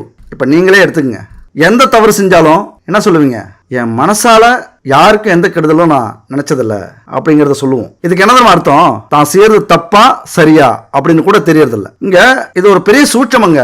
நம்ம செய்யறதுல எதுங்க தப்பு எதுங்க சரி அப்படின்னு கண்டுபிடிக்கவே முடியாது. இப்ப ஒருத்தவங்களை அடிக்கிறோம் அப்படின்னாலே அது தப்பா ரைட்டான்னு கூட நம்ம சிந்திக்கக்கூடிய நேரம் இருக்காது. நல்லதுக்காக அடிக்கிறோமா கெட்டதுக்காக அடிக்கிறோமா, அவன் தப்பு செஞ்சதுக்காக நம்ம அவன் அடிக்கிறோமா, இல்ல நம்முடைய கோபத்துக்காக நம்முடைய வலிமையை காட்டுறதுக்காக நம்ம அடிக்கிறோமா, இங்கதான் தப்பு ரைட்டு அப்படின்னு பாக்குறோம். ரொம்ப குழப்பம் இருக்கு இந்த விஷயத்துல, எது சரி எது தப்பு அப்படின்னு பல விஷயங்களை நம்ம ஆராய்ச்சி பண்ணிட்டு இருக்க முடியாது. வாழ்ற வாழ்க்கையில ஓடுற ஓட்டத்துல தப்போ ரைட்டோ போயிட்டே இருப்போம். ஆனா யார் ஒருத்தன் செய்யக்கூடிய ஒவ்வொரு செயலிலும் நடந்து போறது இயற்கை, ஆனா கீழே ஒருத்த பார்த்து எறும்பு கூட்டம் போகுதா, ஏதாவது ஜீவன் நடந்து போகுதா, அதை மிதிக்காம போகணும் அப்படின்னு நினைச்சா அது மிகப்பெரிய ஒரு நல்ல விஷயம். அப்ப இதை எல்லாரும் நம்ம கவனிக்கிறது இல்ல. என்னதான் நம்ம புண்ணியம் செஞ்சாலும் ஒரு பறவைகள் கூண்டையோ அல்லது ஒரு எறும்புகள் கூட்டத்தையோ கலைச்சோம் சிதைச்சோம் அப்படின்னா அது கூட பாவம் தான். ஆனா அந்த பாவத்தினுடைய அளவு இருக்கு, பெருசா சின்னதா அப்படிங்கிறது. அப்ப இந்த விஷயத்துல இருந்து நம்ம தப்பிக்கணும், அதுக்கு பரிகாரம் தேடணும் அப்படின்னா ஒரே இடம் கோவில் தான், தெய்வம் தான், ஆன்மீக வழிதான். இப்ப எப்போதுமே நம்ம என்ன பண்ணுவோம், நாம செய்யற தப்பு நியாயமா அநியாயமா அப்படின்லாம் பார்க்க வேண்டியதில்ல. ஏன்னா யார் பார்க்கறாங்க, அதுக்கு சாட்சி இல்லை இப்படின்னு நினைச்சுக்கிறது. எந்த தப்பு செஞ்சாலும் அதை மறைக்க முயற்சி பண்றது. தப்பு செய்யறது கூட தப்பு இல்ல, தப்பு செஞ்சதை மறைக்கிறாங்களா அது மிகப்பெரிய தப்பு. அதுக்கெல்லாம் பரிகாரமும் இல்ல, வழிபாடும் இல்லை. ஏன்னா கர்மாங்கிறது மிக சூட்சமமான ஒரு விஷயம். பாவங்கள் செஞ்சா கேள்வி கேட்கும், தர்மம் செஞ்சா அந்த கேள்விக்கு பதில் சொல்லும். இப்ப யாருமே பார்க்காம செய்யற தப்பு எப்படி தெரியுமா இருக்கும், ஒரு கோவில்ல ஒரு மனுஷன் வரிசையில் நிக்கிறாங்க உண்டியல்ல காசு போடுறதுக்கு. அப்ப அவன் என்ன பண்றான்னா நல்ல நோட்டெல்லாம் எடுத்து வச்சுட்டு பார்த்து அந்த 100 ரூபா ஒரு கிழிஞ்ச நோட்டை அந்த உண்டியல்ல போடுறான். பின்னாடி இந்த ஒருத்தர் கூப்பிட்டு அந்த பணத்தை கொடுக்குறாரு. பணத்தை பார்த்தா 500 ரூபாய். ஆஹா, நம்ம கையால போட சொல்றாரு இந்த பணத்தை அப்படின்ட்டு அந்த 500 ரூபாயும் போட்டுறாங்க. திரும்பி என்னங்க என்ன போட சொல்லிட்டீங்க, நீங்களே போட்டுக்கலாமே அப்படின்னு கேட்கறாங்க. இல்லைங்க அது ஏன் பணம் இல்ல, உங்க பாக்கெட்ல இருந்து கீழே விழுந்தது, அதை நீங்க கவனிக்கல, அதான் எடுத்து கொடுத்தான் அப்படின்னா. அப்ப கிழிஞ்ச நோட்டை போட நினைச்ச அந்த மனுஷனுடைய 500 ரூபாய் நல்ல நோட்டு உண்டியலுக்கு போயிருக்கு. அப்ப இதுக்கு யார் காரணம், யாருமே பார்க்கல அப்படின்னு நினைச்சாலும் ஆனா உண்மையாங்க நமக்கு மேல ஒரு சக்தி இருக்கிறது நிரூபிக்கப்படுதுல, அதுதான் வாழ்க்கை. யாருமே பார்க்கல அப்படின்னு நம்ம செய்யற தப்புக்கள் நம்முடைய கர்மாவா அங்க சேர்க்கப்பட்டிருக்கு. அதனால நல்லது செஞ்சாலும் கெட்டது செஞ்சாலும் கடவுள் ஒருத்தர் இருக்காரு, கர்மான்னு ஒண்ணு இருக்கு. குறிப்பா கர்மக்காரகன் சனி பகவான் நம்மளை பார்த்துட்டு இருக்காரு அப்படின்னு நீங்க மனசுல வச்சுக்கணும். அழகு கலை உணர்ச்சி இதுக்கெல்லாம் அதிபதி சுக்கிரன் உங்க ராசிக்கு அதிபதியா இருக்கிறார். எப்பொழுதுமே மற்றவங்களை விட அழகுக்கு, கவர்ச்சிக்கு, காதலுக்கு, காமத்துக்கு முக்கியத்துவம் கொடுக்கக்கூடியவர்கள் துலாம் ராசி நண்பர்களும் தோழிகளும். மற்றவங்கள்ட்ட எந்த வேறுபாடும் பார்க்காம மனித நேயத்தோட பழகுவீங்க. ஆனா எப்படிதான் நீங்க பழகினாலும், நேர்மையா பழகினாலும் ஒண்ணு நீங்க தவறா நடந்துக்க முயற்சி பண்ணுவீங்க, அல்லது மன தைரியமா இருந்தீங்க, மனத்திடமா இருந்தீங்க அப்படின்னா வீண் பழி உங்க மேல சுமத்தப்படும். இதுதான் துலாம் ராசி நண்பர்களுடைய கர்மா. அப்ப அந்த இடத்துலயும் இங்க சனி பகவான் தான் முன்னுக்கு வராரு, நீதி தேவன். அப்ப நீதி நேர்மையா நடந்துகிட்டீங்க, சுக்கிர பகவானை பயன்படுத்தினீங்க அப்படின்னா நல்லது செய்வார். அதே நேரத்தில் சுக்கிர பகவானுடைய அந்த காரகங்கள் நான் சொன்னல, சுகமான வாழ்க்கை, செல்வம், காதல், காமம் இதெல்லாம் உங்களுக்கு அதிகமாகும் போது சனி பகவான் அங்க வேலையை பார்ப்பார். இந்த ராசியில சூரியன் நீச்சம் அடைகிறார். நாட்டு நிர்வாகத்துல, வீட்டு நிர்வாகத்துல திறமை இருந்தாலும் ஆனா மரியாதை இருக்காது. சூரியன் அப்படின்னாலே தலைமை பண்பு, தந்தை, தலைமை ஆசிரியர், தலைமை பொறுப்புல இருக்கிறவங்க. ஆனால் அதே நேரத்தில் பல பிரச்சனைகளை நீங்கள் சந்திப்பீங்க. தலைமை பொறுப்பில் இருக்கிறவங்க வீட்டில் இருந்தாலும் நீங்களாம் அதுக்கு சுத்தப்பட்டு வரமாட்டீங்க அப்படிங்கிற மாதிரியான பேச்சுக்கள் உங்கள் வாழ்க்கையில் அடிக்கடி வரும். தலைமை பண்பை கொடுக்கக்கூடிய சூரிய பகவான் நீச்சம் அடைஞ்சிருக்கிறதுனால நிர்வாகத்தில் பல பிரச்சனைகளை, போராட்டங்களை, இன்னல்களை, அவமானங்களை சந்திக்க வேண்டிய சூழ்நிலை, அதெல்லாம் சந்திச்சாதான் உங்களால் வாழ்க்கையில் ஜெயிக்க முடியும். இதெல்லாம் சந்திக்காம துலாம் ராசி நண்பர்களும் தோழிகளும் ஒரு நாளும் ஜெயிக்கவே முடியாது. ஜெயிக்கணும் அப்படின்னு முயற்சி பண்ணிட்டீங்க அப்படின்னா இந்த விஷயத்தில் நீங்கள் போராடி ஆகணும். இல்லைன்னா முடிஞ்ச வரைக்கும் பூஜ்ஜியமாக்கி உட்கார வச்சிருவாங்க உங்களுடைய எதிரிகள். அதுபோல் உங்கள் ராசியின் 2க்கும் 7க்கும் அதிபதியாக செவ்வாய் வராரு, செவ்வாய் பகவான். அதனால நினைச்சதை பேசுவீங்க, வேகமாக செயல்படுவீங்க. அதே நேரத்தில் பொய் சொன்னாலும் பொருந்த சொல்ல தெரியாமல் விழிப்பீங்க, மாட்டிப்பீங்க. பொறுப்புகளை உங்களுடைய துணை கிட்ட, கணவன்கிட்டயோ மனைவிகிட்டயோ கொடுத்துருவீங்க. ஆனாலும் உங்களுக்கு துரோகம் செஞ்சாலும், கெடுதல் செஞ்சாலும், உங்ககிட்ட ஒருத்தன் திருடினாலும் அவங்களுக்கு அறிவுரை சொல்லி அவங்கள திருத்தறதுக்கு முயற்சி பண்ணுவீங்க. ஆன்மீகத்தில் அற்புதமான பேச்சுக்கள் உங்கள்கிட்ட இருந்து வரும். பண்டிதர்களுக்கு கூட நீங்கள் ஆலோசனை சொல்லுவீங்க. ஏன்னா பண்டிதர்கள் அப்படின்னா அறிவில் சிறந்தவர்களாக இருப்பாங்க. அவர்களுக்கு கூட ஆலோசனை சொல்கிற அளவுக்கு துலாம் ராசிக்கு அந்த நாலேஜ் உண்டு, அறிவுரை சொல்லக்கூடிய வாய்ப்பு உண்டு. பெரும்பாலும் கூட்டு தொழிலாகவே செய்யறதுக்கு விரும்புவீங்க. அப்போ தொழிலில் ஜெயிக்க முடியுமா அப்படின்னா கூட்டு தொழில் செய்ய விரும்பக்கூடியவர்கள் உங்களது துணையை நீங்கள் சேர்த்துக்கிட்டீங்க அப்படின்னா கண்டிப்பாக ஜெயிக்கலாம். நீங்கள் வாழ்க்கையில் ஜெயிக்கணும் அப்படின்னா உங்கள் துணையோடு நீங்கள் எந்த ஒரு தொழிலையும் வேலையும் செய்யணும். புதிய தொழில் தொடங்கினாலும் சரி, புதிய வேலை தேடினாலும் சரி, வெளிநாட்டுக்கு போனாலும் உங்களது துணை அதில் ஈடுபாடு காட்டினாங்க அப்படின்னா கண்டிப்பாக அந்த காரியம் முடிஞ்சது மாதிரி தான். அதுபோல் 6ஆம் இடமான எதிர்ஸ்தானத்துக்கு குரு அதிபதியாக வராரு. உங்களுக்கான எதிரிகள் வெளியில் இல்லை, உங்களுக்கு நீங்களே தான் எதிரி. ஏன்னா அனுபவம் இல்லாமலே நிறைய விஷயங்களை செய்ய ஆரம்பிச்சிருவீங்க. விடு பார்த்துக்கலாம். இது பல விஷயத்தில் நல்லது நடக்கும், சில விஷயத்தில் தோல்வியில் முடியும். சின்ன வயசுலேயே வேலை தொழிலெலாம் செய்ய ஆரம்பிச்சிருவீங்க. அதிக முதலீடு போடுறதுக்கு ஆர்வமாக இருப்பீங்க, அனுபவமே இல்லைனாலும். அதே நேரத்தில் நஷ்டமே வந்தாலும் சமாளிக்கக்கூடிய பக்குவம் உங்களுக்கு இருக்குது. அதுதான் உங்கள் வாழ்க்கையில் நீங்கள் விழுந்தாலும் உங்களை தூக்கி நிறுத்தக்கூடியது, தன்னம்பிக்கை உடையது. யாரையும் சார்ந்திருக்கக்கூடாதுங்கிற வைராக்கியம் உங்களுக்கு உண்டு. அந்த வைராக்கியம் கூட உங்களது வெற்றிக்கு படிகளாக இருக்கும். அடுத்தது உங்கள் ராசிக்கு 10ஆம் இடத்துக்கு உரியவராக சந்திரன் வருகிறார். சுக்கிரன் அதிபதியாக இருந்தாலும் சந்திரன் 10ஆம் இடத்துக்கு உரியவர். 10ஆம் இடம் இது தொழில் ஸ்தானம். அதனால் அழகு நிலையங்கள், பெரிய பெரிய ஷாப்பிங் மால்கள், விளம்பரம் செய்யக்கூடிய நிறுவனங்கள், மீடியாக்கள், மனம் சம்பந்தப்பட்ட விஷயங்கள், இதில் நீங்கள் நல்ல பெரிய பெரிய புகழை அடையலாம். அது மாதிரி யோகா, மனசை வச்சு செய்கிற தொழில் எதுன்னு பாருங்கள், அதில் கண்டிப்பாக உங்களால் ஜெயிக்க முடியும். துலாம் ராசிக்கு பூர்வ புண்ணியத்தை சுட்டி காட்டக்கூடியவர் சனி பகவான். சுகத்தை சொல்கிறவரும் இன்பத்தை சொல்கிறவரும் அவர் தான். அதனால் 2 விஷயங்களுக்கும் ஒருத்தரே அதிபதி அப்படிங்கிறதுனால அவருக்கு யோகக்காரகன் அப்படிங்கிற அந்தஸ்தும் இருக்குது. இந்த ராசியில் லக்னத்தில் பிறந்தவங்களுக்கு சனியின் ஒத்துழைப்பு, சுக்கிரனின் ஒத்துழைப்பு மிகப்பெரிய வாழ்க்கை வளத்தை கொடுக்கும்.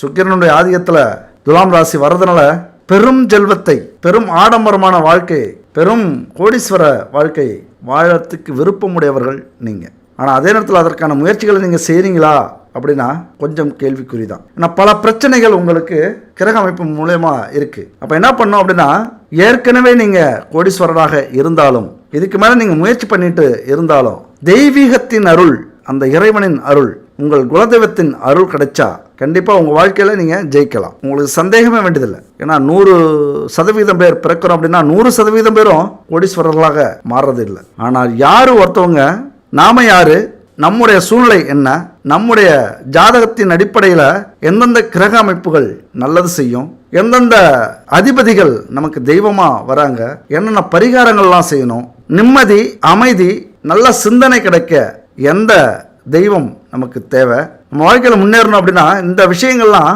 ரொம்ப முக்கியம். நீங்கள் வேணா நினைக்கலாம், உழைச்சா போதாதா? என்னதான் உழைச்சாலும் மனசில் ஒரு அமைதி, நிம்மதி இருந்தால் தானே அந்த உழைப்புக்கேற்ற பலன் கிடைக்கும்.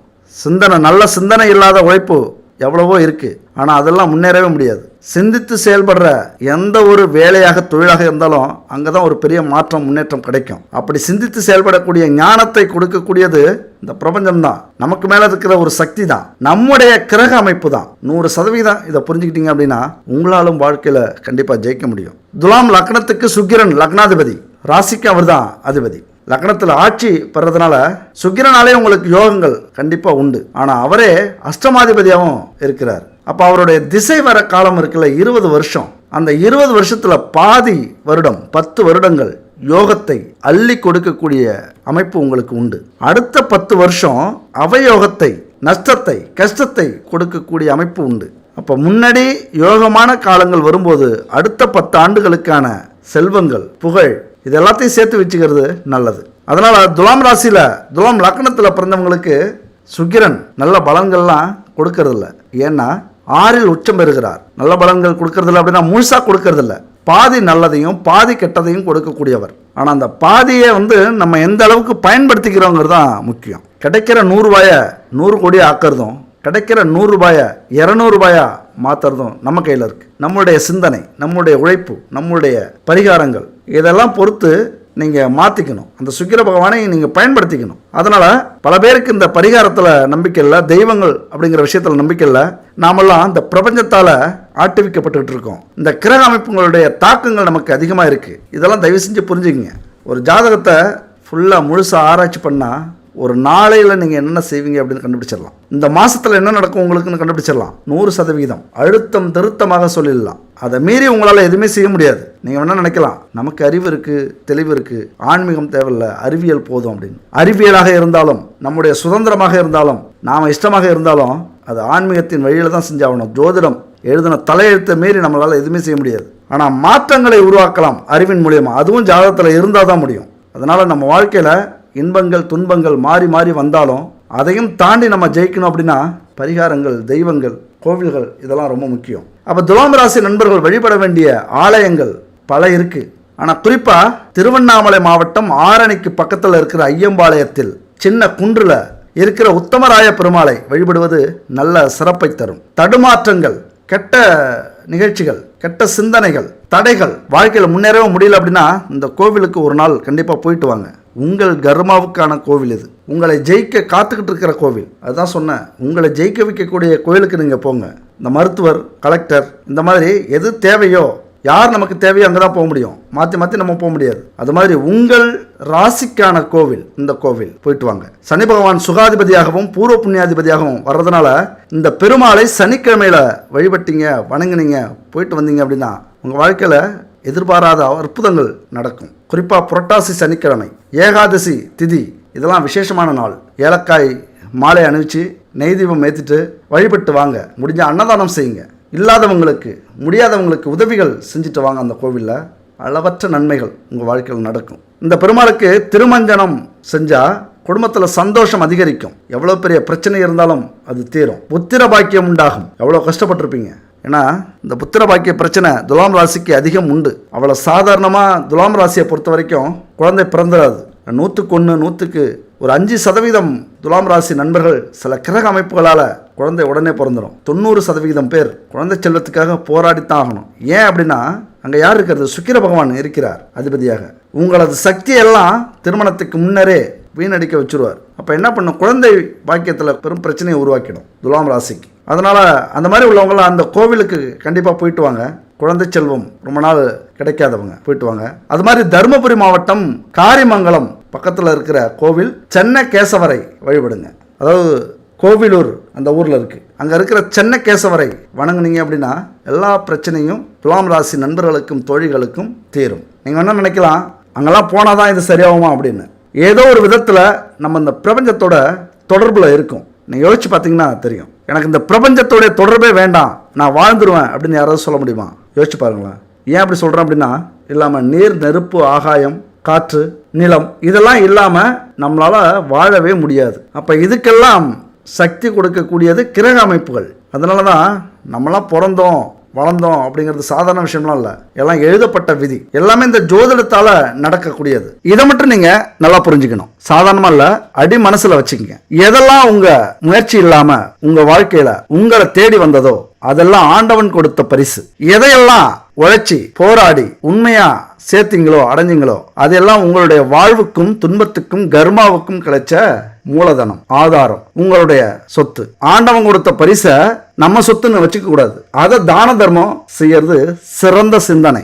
தான தர்மம் செய்யறதுக்கு புண்ணியம் வேணும், அதெல்லாம் கொடுத்து வச்சிருக்கணும். அப்படி ஒரு வாய்ப்பு நமக்கு கிடைச்சிருக்கு, அதை நம்ம தான தர்மம் செஞ்சிருவோம் அப்படின்னு செஞ்சிடணும். நம்ம போராடி நேர்மையா சம்பாரிச்ச சொத்தை பத்திரப்படுத்தி வச்சுக்கணும். அதை கண்ணாபின்னான்னு செலவு பண்ணக்கூடாது. ஆடம்பரமா வாழலாம், உல்லாசமா வாழலாம், அதே நேரத்தில் சிந்திச்சு செயல்படுத்தணும். அந்த சொத்தை நீங்க என்ன வேணாலும் செய்யலாம். சொத்துக்கள் சேர்ந்துகிட்டே தான் இருக்கும். எவ்வளவு செலவு பண்ணாலும் அந்த சொத்து உங்களுக்கு சேர்ந்து கொண்டே இருக்கும். வாழ்க்கை ஒரு வட்டம் மாதிரி உங்களை தான் சுத்தி சுத்தி வரும். யாராலையும் அழிக்க முடியாது, அதை யாராலையும் கெடுக்க முடியாது. அந்த சொத்து உங்களை மட்டும் இல்ல, நேர்மையா உண்மையா உழைச்சி கிடைக்கக்கூடிய சொத்து 7 தலைமுறைக்கும் கூடவே வரும். அதனால எல்லாருமே இப்படிதான் நேர்மையா உழைச்சி போராடி சம்பாதிக்கிறாங்களா, முன்னேறாங்களா அப்படின்னா இங்கதான் கர்மா நம்முடைய வாழ்க்கையில முன்னாடி வந்து நிக்குது. கடந்த கால கர்மா எப்படியோ, நாம வாழ்ந்த வாழ்க்கை எப்படியோ, நாம என்ன விதைச்சோமோ அதுதான் இந்த ஜென்மத்துல இந்த வாழ்க்கையில வந்து அமையும். அதனால நம்முடைய செயல்கள் நல்லதை செய்யணும், நல்லதை கொடுக்கக்கூடியதா இருக்கணும், 4 பேருக்கு உதவியா இருக்கணும். அதுக்கு என்ன பண்ணணும்? முதல்ல இறைவன் மேல நம்பிக்கை வைக்கணும், அன்பை செலுத்தணும். இரண்டாவது, எந்த ஒரு பாவ செயலும் செய்யறதுக்கு முன்னாடி சிந்திக்கணும், பயப்படணும். இது எப்போதுமே நமக்கு திரும்பி கிடைக்கக்கூடிய பாவங்கள். அதனால நம்ம வாழ்ற வாழ்க்கையில ஒழுக்கத்துல சிறந்து யார் எங்க கொண்டு போய் விட்டாலும், எந்த கெட்ட விஷயத்துல சேர்த்து விட்டாலும் நம்முடைய புத்திக்கு வெளில வந்துடணும். இதுதான் இனிமே நடக்கக்கூடிய கர்மாவுக்கு நாம செய்யக்கூடிய நல்ல விஷயங்கள். நமக்கு இனிமே நல்லது நடக்கணும் அப்படின்னா ஒவ்வொரு நிமிஷமும் பார்த்து பார்த்து நடக்கணும். அப்ப இது மாதிரியான விஷயங்களை கடைபிடிச்சோம் அப்படின்னா புதிய பாவங்களை சேர்த்துக்காம பழைய பாவங்களுக்கு நம்ம அனுபவிக்க ஆரம்பிச்சோம் அப்படின்னா சீக்கிரம் அதை அனுபவிச்சு முடிச்சிடலாம். புதிய கர்மவினையை நம்ம சேர்த்துக்க கூடாது. அப்ப இந்த நிமிஷத்துல இருந்து நீங்க முடிவு பண்ணணும். வாழ்க்கையில ஜெயிக்கணும், செல்வங்களை சேர்க்கணும், அந்த செல்வம் 7 தலைமுறைக்கு நிலைச்சு நிற்கணும் அப்படின்னா நேர்மை, உண்மையான உழைப்பு, 4 பேருக்கு உதவி. இந்த 3 மட்டும் கடைபிடிச்சிங்க. அது கூடவே ஆன்மீக சிந்தனை. ஏன் இது 3க்குள்ளார வராது அப்படின்னா, அது பொதுவாகவே எல்லா விஷயத்திலையுமே இருக்கணும். அப்பதான் அங்க ஒரு திருப்தி கிடைக்கும் நமக்கு. அதனால கடவுள் மேல அன்பு, மரியாதை, நம்பிக்கை இதெல்லாம் வச்சு பாவ செயலை தவிர்த்தோம், ஒழுக்கமா வாழ்க்கையில வாழ்ந்தோம் அப்படின்னா நம்மளை யாராலையும் தடுக்க முடியாது, நம்ம ஜெயிக்கிறத யாராலையும் கெடுக்க முடியாது. இதெல்லாம் கடைபிடிக்கணும் அப்படின்னா கடவுள் மேல பக்தி இருக்கணும். அந்த பக்தியை நமக்கு உதவி செய்யும். இந்த கர்மாவுடைய பிடியில சிக்கி இதுதான் தலைவிதி அப்படின்னு கஷ்டப்படாம துன்பப்படாம இந்த விதியவும் இந்த கர்மாவையும் நம்ம நீக்கலாம். நாமளும் நம்ம வாழ்க்கையில ஜெயிக்கலாம். நமக்கான வாய்ப்பும் இன்னும் 100% இருக்கு, கொஞ்சம் கூட குறையல அப்படின்னு நம்பிக்கை இருக்கும்போது கண்டிப்பா உங்க வாழ்க்கையில ஜெயிப்பீங்க. அதுக்குதான் இந்த ஆன்மீக சிந்தனை நம்ம வாழ்க்கையில மிக மிக முக்கியம். இந்த ஜோதிட சாஸ்திரத்துல சொல்லி இருக்கிறது வழிபாட்டு முறைகள் ரொம்ப முக்கியமானது. நம்ம தலையெழுத்த கண்ணாப்னான்னு ஆண்டவன் எழுதி வச்சிருந்தாலும், பிரம்மன் எழுதி வச்சிருந்தாலும், அதை ஒருமுகப்படுத்துறதுக்கு இறைவனே நமக்கு புத்தியவும் கொடுத்திருக்கார், மதியவும் கொடுத்திருக்கார். அதனால அந்த நம்பிக்கையோட விதி எப்படி விளையாண்டாலும் நம்முடைய மதியால நிதானமா, பொறுமையா, ஆன்மீக பலத்தோடு எந்த கடவுளை, எந்த தெய்வத்தை எப்படி வணங்கணும் அப்படிங்கறத தெரிஞ்சுக்கிட்டு ஒவ்வொரு நாளும் இதை நம்ம கடைபிடிக்கணும் அப்படின்னா கண்டிப்பா வெற்றி நம்ம பக்கம்தான். அதனாலதான் இங்க கடவுளோட, கோவிலோட பரிகாரங்களையும் நம்ம சொல்லிட்டு இருக்கோம். பல அற்புதமான சக்தியை கொண்டதுதான் நம்முடைய பிரபஞ்சம். இந்த பிரபஞ்சத்தை நம்ம முழுசா நம்பி எந்த செயல்ல ஈடுபடுறோமோ, எது நமக்கு கிடைக்கணும்னு நினைக்கிறோமோ அது கண்டிப்பா நமக்கு கிடைக்கும். கண்டிப்பா வெற்றியை அடைய முடியும். இந்த பிரபஞ்சம் நீ எதை செய்யறியோ அதே திருப்பி கொடுக்கும். அது உங்க உடலுக்கும் பொருந்தும். எல்லாரும் சொல்லுவோம் அண்டத்துல இருப்பதுதான் பிண்டத்தில் இருக்கு அப்படின்னு சொல்லுவாங்க. அதனால நம்ம உடலும் ஒரு பிரபஞ்சம் தான். எப்படி இந்த பிரபஞ்சத்துக்கு எல்லையே இல்லையோ அந்த மாதிரி நம்முடைய உடலுக்கும் எல்லை இல்லை. ஏன்னா நம்ம உடம்புல இருக்கிற மனசு இருக்குல்ல, அதுக்கு எல்லை உண்டா? நினைச்சு பாருங்க. இந்த மனசு எங்க வேணாலும் போகும், இந்த பிரபஞ்சத்தோட எல்லைக்கு வேணாலும் போகும். நம்ம கடவுள், தெய்வம், ஆன்மீகம் இதெல்லாம் எதை வச்சு வணங்குறோம்? இந்த பிரபஞ்சத்துடைய எல்லை தான் அந்த இறைவன். அப்ப இந்த பிரபஞ்சமும் நம்முடைய உடலும் மனமும் ஒண்ணு. அதனால நம்முடைய உடலை ரொம்ப பாதுகாக்கணும். உங்க ராசியை பொறுத்த வரைக்கும் முறையான உணவு ரொம்ப முக்கியம். முறையான உணவை நீங்க சாப்பிடல அப்படின்னா ஆரோக்கியம் கெடும். இதுதான் மனசுக்கும் உடலுக்கும் உள்ள ஒரு ஒற்றுமை. இதுதான் பிரபஞ்ச விதி. அதனால ஆன்மீக ரீதியா செய்யக்கூடிய எந்த ஒரு பரிகாரமும் இந்த பிரபஞ்சத்தோட தொடர்புடையது. நல்லா புரிஞ்சுங்க. நம்ம வீட்டுல தீபம் ஏத்தி சூடம் ஏத்தி கும்பிடுறோம் அப்படின்னா இந்த பிரபஞ்சத்துக்கு தொடர்புடையது. அந்த பிரபஞ்சம் வரைக்கும் அது எட்டும். அந்த சக்தி உங்களுக்கு நேரா வந்து கிடைக்கும். இந்த பிரபஞ்சத்தை நம்ம நேரடியா தொடர்பு கொள்ளணும் அப்படின்னா நம்முடைய பூஜை முறை, பரிகார முறை, நம்முடைய தியானம், மந்திரம் இதுதான் காரணம். அது மட்டும் இல்ல, ஆன்மீக ரீதியா சொல்ற இந்த பிரம்ம முகூர்த்தம் அப்படிங்கிறது நேரடியா இந்த பிரபஞ்சத்தை தொடர்பு படுத்துறது, நேரடியா கடவுளை பார்க்கக்கூடிய விஷயம், நேரடியா நம்முடைய எண்ணங்களை கொண்டு போய் சேர்க்கறதுக்கும் அந்த எண்ணங்களுக்கு பதில் கொடுக்க பிரபஞ்சம் தயாராகிறதுக்கும் ஒரு முன்னோடி தான் இந்த தியானம், மந்திரம், ஆன்மீக சிந்தனை. அதனால தயவு செஞ்சு பிரபஞ்சத்தை நம்புங்க, முழுமையா நம்புங்க. இங்க வந்து எந்த அளவுக்கு பிரபஞ்சத்தை நம்புறீங்களோ அந்த அளவுக்கு கடவுளை நம்புவீங்க. எந்த அளவுக்கு கடவுளை நம்புறீங்களோ அந்த அளவுக்கு உங்களை நம்புவீங்க. எந்த அளவுக்கு உங்களை நம்புறீங்களோ அந்த அளவுக்கு வெற்றி நிச்சயிக்கப்படும். எதை கேட்டாலும் நமக்கு வாரி வழங்கக்கூடிய வள்ளல் தான் இந்த பிரபஞ்சம். அதனால அந்த பிரபஞ்சத்தை நம்ம வசப்படுத்தினா மட்டும்தான் நம்ம வாழ்க்கையில ஜெயிக்க முடியும். எதுக்கு இவ்வளவு பெரிய விஷயத்தெல்லாம் பேசிட்டு இருக்கீங்க, பிரபஞ்சம், கர்மா அப்படின்லாம்? இங்க நம்பிக்கைங்கிறது ரொம்ப முக்கியம் இல்ல. எதுக்காக நம்ம நம்பணும் அப்படின்னு நீங்க கேட்கலாம். இந்த ஒரு புரிதல் வேணும், இந்த ஒரு ரகசியம், இதெல்லாம் ஒரு சூட்சமம் மாதிரி. எதுக்குமே ஒரு தொடர்பு வேணும்ல. நீங்க கோவிலுக்கு போங்க, தெய்வத்தை வணங்குங்க, உங்களுக்கு நல்லது நடந்துரும் அப்படின்னு சொல்றதை விட ஏன் கோவிலுக்கு போகணும்? இந்த பிரபஞ்சம்னா என்ன? இந்த பிரபஞ்சத்துக்கும் தெய்வத்துக்கும் என்ன தொடர்பு? இந்த தெய்வத்துக்கு நமக்கு என்ன தொடர்பு ஏற்படும்? எல்லாத்துக்கும் ஒரு காரணம் இருக்குல்ல. அதனாலதான் இந்த விஷயத்தெல்லாம் நம்ம தெளிவா சொல்றோம். இதை புரிஞ்சிக்காம இந்த வீடியோ லாங்கா இருக்குன்னு பல பேர் சொல்லிட்டு இருக்கீங்க. அதை பத்தி நமக்கு கவலை இல்ல. உங்களுக்கு பிடிக்கல அப்படின்னா ஸ்கிப் பண்ணிட்டு வேற வீடியோ பாருங்க. டைம் கிடைக்கும் போது இந்த வீடியோ பார்க்கலாம். ஆனா இது எப்போதுமே இருக்கக்கூடிய வீடியோ, எத்தனை வருஷம் ஆனாலும். அது மாதிரி வாரி வழங்கக்கூடிய இந்த பிரபஞ்சத்தை நம்ம எப்படி அணுகிறோம் அப்படிங்கிறது ரொம்ப முக்கியம். போய் நின்றுகிட்ட பிரபஞ்சமே எனக்கு எல்லாத்தையும் கொடுத்துறாது. அதுக்குன்னு ஒரு முறை இருக்கு. அதுதான் இந்த பரிகார முறை, பூஜை முறை, தியான முறை, மந்திர முறை. அதனால இந்த உலகத்துல பிறக்கிற ஒவ்வொருத்தருமே ஏதோ ஒரு வித கர்மாவால தான் நம்ம மீண்டும் பிறப்படுத்திருக்கிறோம். நல்லா புரிஞ்சுக்கங்க. ஏதோ விட்ட குறை தொட்ட குறை, எங்கேயோ தப்பு பண்ணி அதை சரி பண்ணி அப்புறம் தப்பு பண்ணி சரி பண்ணி மீண்டும் மீண்டும் பிறப்படுத்திக்கிட்டே இருக்கும். புல்லாகி பூண்டாகி புழுவாய் மரமாகி பல்விருகமாகி பறவையாய் பாம்பாகி கல்லாய் பேயாய் கணங்களாய் வல்லசுரராகி அப்படிங்கிறது மாதிரி நம்ம ஏதோ ஒரு பிறப்பை எடுத்துக்கிட்டே இருக்கோம். அதுக்கெல்லாம் காரணம் கர்மா. ஒவ்வொரு பிறப்புக்கும் பின்னாடி ஏதோ ஒரு சாபம் இல்லைன்னா வரம் கண்டிப்பா இருக்கும். அதையெல்லாம் முறைப்படுத்தணும் அப்படின்னா நம்ம வாழ்க்கையை முறைப்படுத்தணும், ஆன்மீகத்துல பயணம் செய்யணும். அதுக்கப்புறம் தான் நம்ம வாழ்க்கையில ஜெயிக்க முடியும்.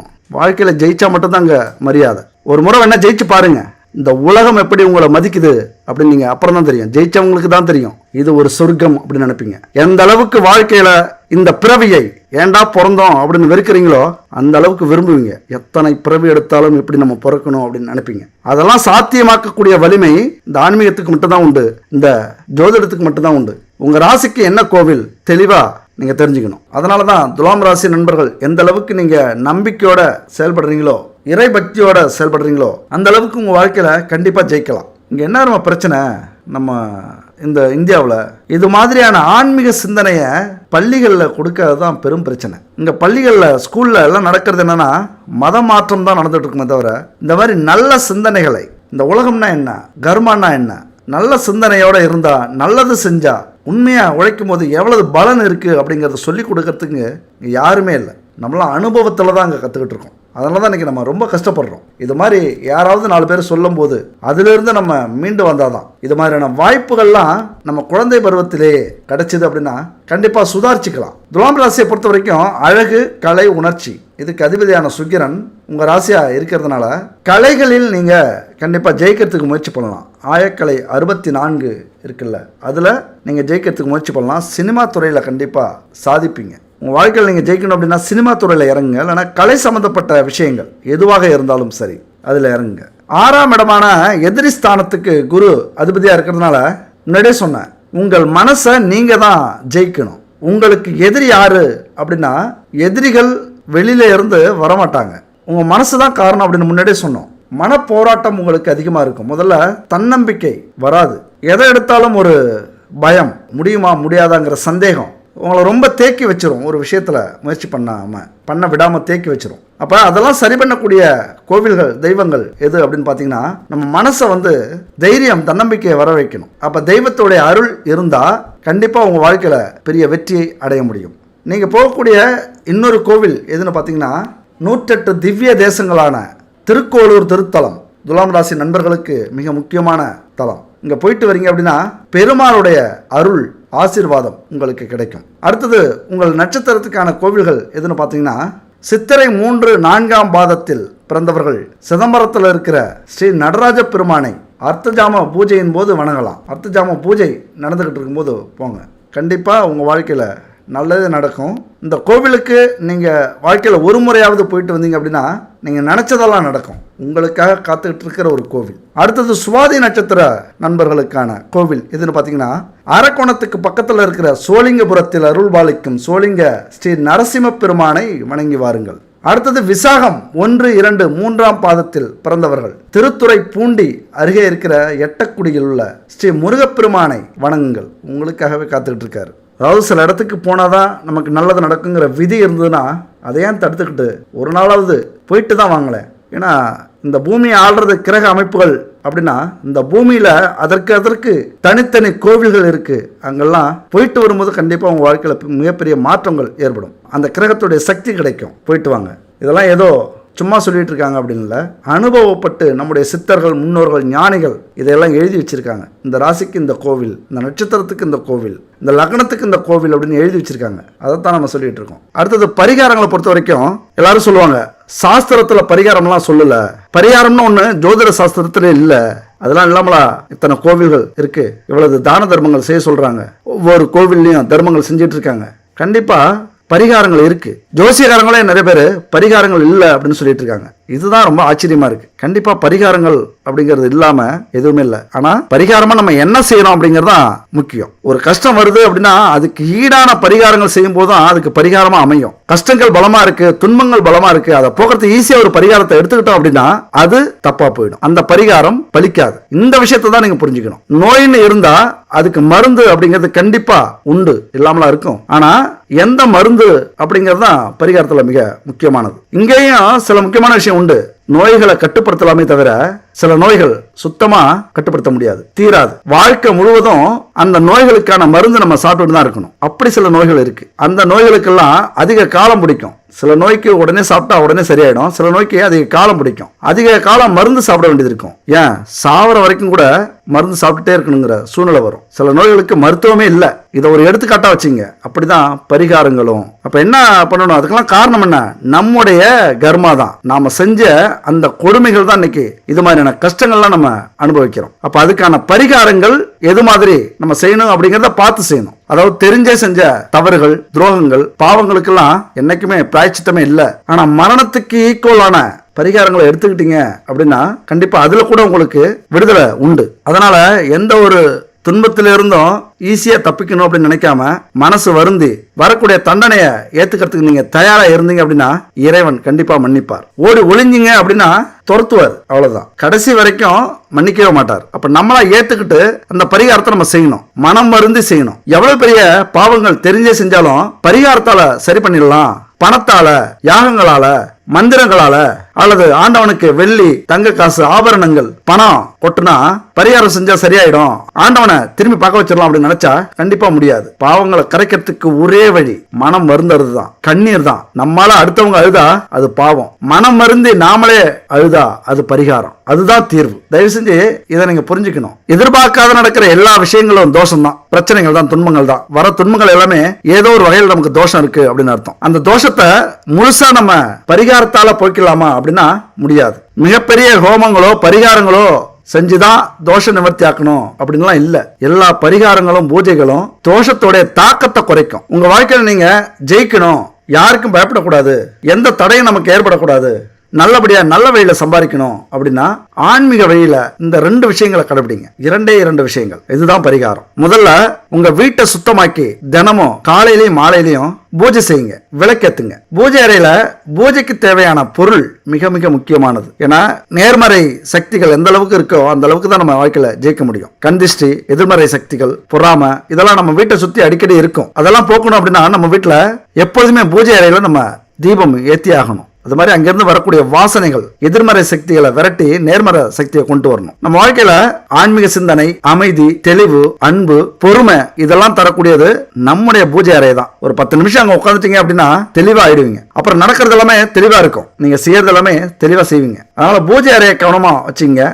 இந்த பொருட்கள் உங்க வீட்டுல இருக்கான்னு பாத்துங்க. சுத்தமான நெய், விளக்கு, அப்புறம் பஞ்சகாவியத்தில் செய்யக்கூடிய விளக்கு, அகர்பத்தி, சாம்பிராணி. பஞ்சகாவியம் அப்படிங்கிறது பசுமாட்டு நெய், சாணம், கோமியம், தயிர், பால், இதை வச்சு செய்யற பஞ்சகாவியம் அப்படிங்கிறது பஞ்சபூதங்களை தன்வசப்படுத்தக்கூடிய அமைப்பு. இதெல்லாம் உங்க வீட்டுல இருக்கான்னு பாத்துங்க. முடிஞ்சா 7 வகை திரி, தாமரை தண்டு திரி, எருக்கந்திரி, இப்படி 7 வகை திரி இருக்கு. கற்பூரம், பச்சை கற்பூரம் மிக முக்கியமானது, பணத்தை ஈர்க்கக்கூடிய சக்தி உள்ளது. அப்புறம் தீப எண்ணெய்கள், நெய் எப்படி சுத்தமா கலப்படம் இல்லாம இருக்கணுமோ அந்த மாதிரி எண்ணெயும் கலப்படம் இல்லாத எண்ணெயா இருக்கணும். குறிப்பா பஞ்சதீப எண்ணெய் இருந்ததுன்னா பஞ்சபூதங்களை தன்வசப்படுத்துருவீங்க. அதனால பஞ்சதீப எண்ணெய் அப்படிங்கிறது ரொம்ப முக்கியம். நம்ம வீட்டுல கண்டிப்பா இருக்க வேண்டிய பொருட்கள், எப்படி சாப்பாட்டுக்கு மளிகை ஜாமான் நம்ம வீட்டுல இருக்கோ அந்த மாதிரி இந்த பொருள்லாம் நம்ம வீட்டுல இருக்கும்போது நேர்மறை சக்திகள் குவிஞ்சு கிடக்கும், செல்வங்கள் சேரும். முதல்ல நம்ம மனசுல அமைதியும் நிம்மதியும் இருந்தாதான் நம்ம முயற்சியை பண்ண முடியும். அது கிடைக்கணும் அப்படின்னா இந்த பொருள்லாம் கண்டிப்பா நம்ம வீட்டுக்கு தேவை. இந்த தரமான சுத்தமான பொருள் கிடைக்கல அப்படின்னா இந்த நம்பருக்கு கான்டாக்ட் பண்ணுங்க. குட் பேபி அத்தனையும் தரமான பூஜை பொருட்கள், அது மட்டும் இல்ல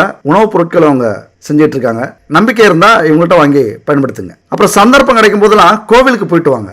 சொல்லப்போனா கோவிலுக்கு போக முடியல அப்படின்னாலும் உங்கள் ராசிக்கான கோவில்களை தேர்ந்தெடுத்துக்குங்க. எப்படி பாக்கெட்ல பணம் இல்லைன்னா ஏடிஎம் போய் ஆகணுமோ அந்த மாதிரி கஷ்டங்கள் வந்தா, நிம்மதியை இழந்தோம் அப்படின்னா கோவிலுக்கு போறத வழக்கமா நீங்க வச்சுங்க. இப்படிலாம் செஞ்சீங்க அப்படின்னா இதுதான் பரிகாரம். இந்த விஷயங்கள்லாம் தோஷத்தை குறைச்சிரும். இதுதான் வாழ்க்கையில ஒரு எளிமையான பரிகாரம் அப்படிங்கிறது. இதுதான் இந்த உலகத்துல பொதுவாகவே எல்லாருமே திறமை உடையவங்க தான். ஆனா எல்லாரும் எல்லா விஷயத்திலையும் திறமையா இருக்க முடியாது. ஒவ்வொரு விஷயத்திலையும் ஒவ்வொருத்தவங்க திறமையா இருப்பாங்க. அப்ப அந்த திறமை எது அப்படின்னு அடையாளப்படுத்தி அதை கண்டுபிடிச்சு நம்ம வளர ஆரம்பிச்சிடணும். அந்த வழிமுறைகளை கண்டவர்கள் வெற்றியின் முதல் படி ஏறிக்கிட்டு இருக்காங்க. கடும் உழைப்பு அப்படிங்கிறது 2ஆம் படி தான். முதல் படினா என்ன தெரியுமா?